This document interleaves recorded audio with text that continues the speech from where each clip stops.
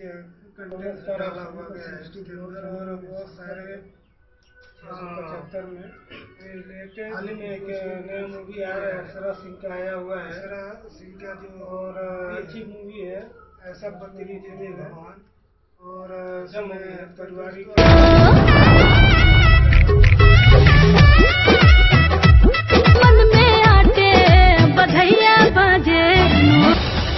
हमारे बच्चा के पढ़ के लोगी ना है। नमस्कार, आप सबको श्री भगवान में स्वागत है। अच्छा मूवी है। 75 में बता दें हाल में एक नया मूवी आ रहा है, अक्षरा सिंह का आया हुआ है और देखने के बाद जरूर बताइएगा कमेंट करके हमारे कमेंट बॉक्स में मूवी और कैसा पारिवारिक हर एक रही तबे नुरा और मान प्रतिष्ठा में बोलबाला रही। जब से आई बड़ी हमारा घर में सब काम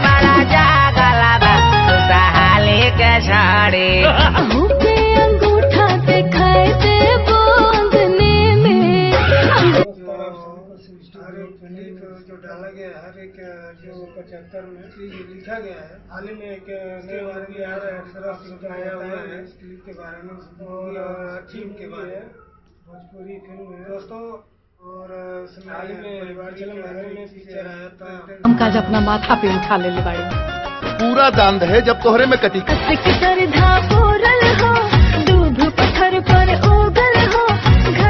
अरे बेटी से बढ़ के दोसर दान दहेज होला का। अरे अभी जो अच्छा मूवी है तो दोस्तों आप सबको पता है और केसरी लाल का जरूर से जरूर देखिएगा। ट्रेलर उनका और देखने के बाद हो गया है तरीका कमेंट करके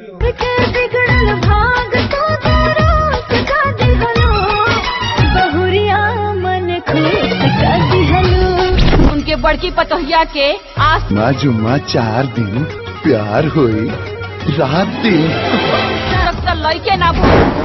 अरे भगवान तारा के नया समाचार देले बाड़े।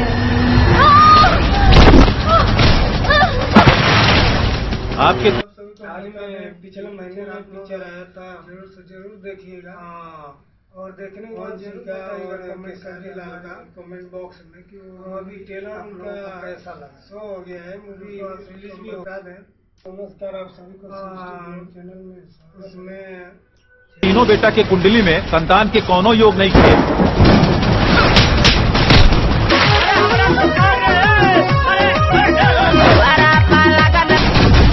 वहाँ पे बिया करके हमने कोनो गलती तो ना कर दे लीजिए। बता दें और पिक्चर आप लोग जरूर से जरूर देखिएगा और देखने के बाद जरूर बताइएगा कमेंट करके हमारे कमेंट बॉक्स में इनका जो आप लोगों को कैसा लगा। ऐसा पति आप सभी को बता दें। अच्छा मूवी है तो दोस्तों आप सभी को हम बता दें पिक्चर आप लोग के बाद पति पत्नी की किस्मत एक साथ चलेला और दोनों की किस्मत एक साथ खराब नहीं हो समासाबा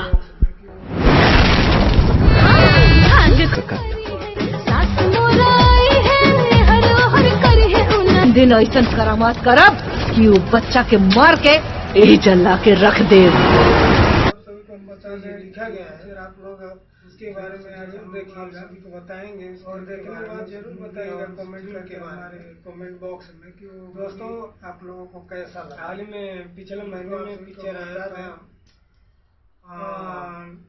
कौन सिंगा और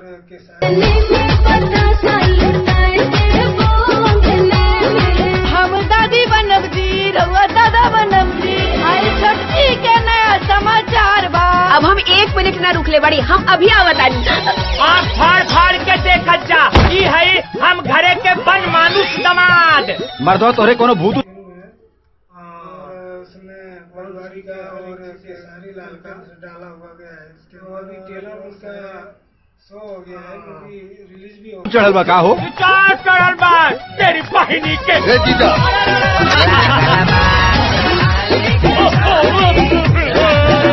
हम बेौलाद वैसन हम ओकरा के बेौलाद करब। औरत फुकला के मतलब होला बच्चा पैदा कई भी। कमेंट बॉक्स में मूवी आप लोगों को कैसा लगा तो जरूर देखिएगा। तो आप सभी को हम बता देखने के बाद जरूर बताइएगा कमेंट करके हमारे कमेंट बॉक्स में मूवी आप लोगों को कैसा लगा। हर एक क्लिप जो डाला गया है, हर जो चीज लिखा गया है उसमें बारे में आज हम बुढ़िया के मन में हमने के प्रति कितना गंदा विचार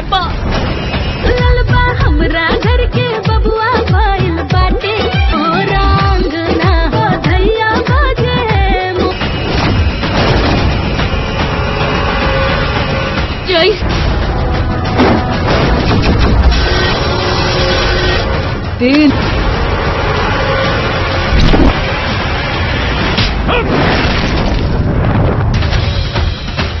जौन बच्चा भी दुनिया 8वां महीना हो गई, पता न का हुई अपन प्लान के। वाला हो गया है इसके बहुत सारे कौन-सी का और केसारी लाल का रिलेटेड वीडियो और भी ट्रेलर उनका शो हो गया है, अभी रिलीज भी हो गया। महीना के आई ओकरा से दुश्मनी निभावता रुसन ई नहीं के हो सकत।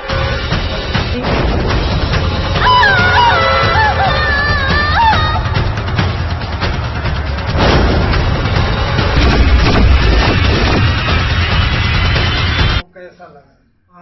दोस्तों आप सभी को हम बता दें का और केसारी लाल का उसमें ट्रेलर उनका जो शो हो गया है, अभी रिलीज भी हो गया। आज रात के आखिरी तक इतना खुशी मिला